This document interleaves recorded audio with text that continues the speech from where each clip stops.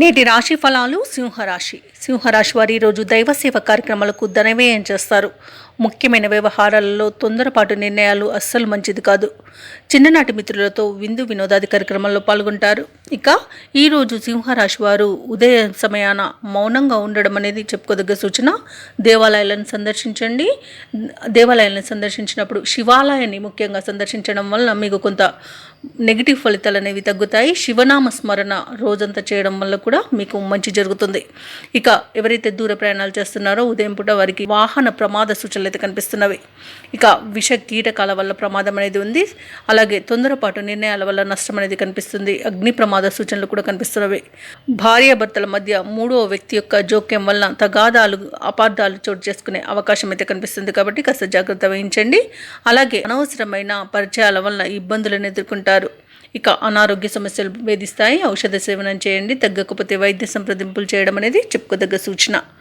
ఇక ఈరోజు వ్యాపారస్తులు ఎవరైతే నూతన పెట్టుబడులు పెడుతున్నారో ఆ పెట్టుబడుల విషయంలో పునరాలోచన చేయడం మంచిది. ఎందుకంటే ఈరోజు పెట్టే పెట్టుబడుల వలన లాభాల కన్నా నష్టాలే అధికంగా పొందే అవకాశం కనిపిస్తుంది.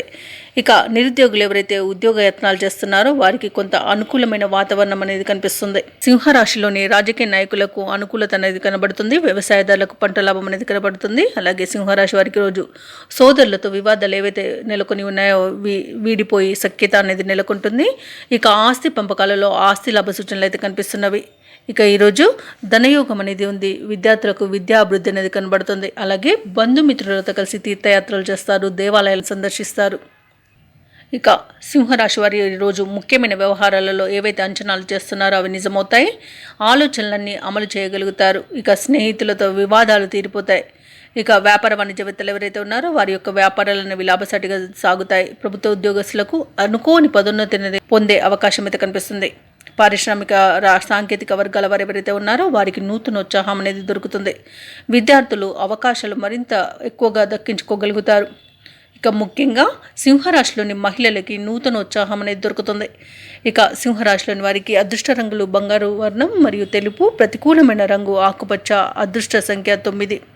ఈరోజు సింహరాశి వారు ఆదిత్య హృదయాన్ని పఠించడం వలన మంచి శుభ ఫలితాలు పొందుతారు. అలాగే పనులలో వచ్చే ఆటంకాలని తొలగించుకోగలుగుతారు. ఈ వీడియో నచ్చినట్లయితే లైక్ చేయండి, షేర్ చేయండి. అలాగే సబ్స్క్రైబ్ చేయడం అస్సలు మర్చిపోవద్దు. అంతా శుభమే జరుగుతుంది.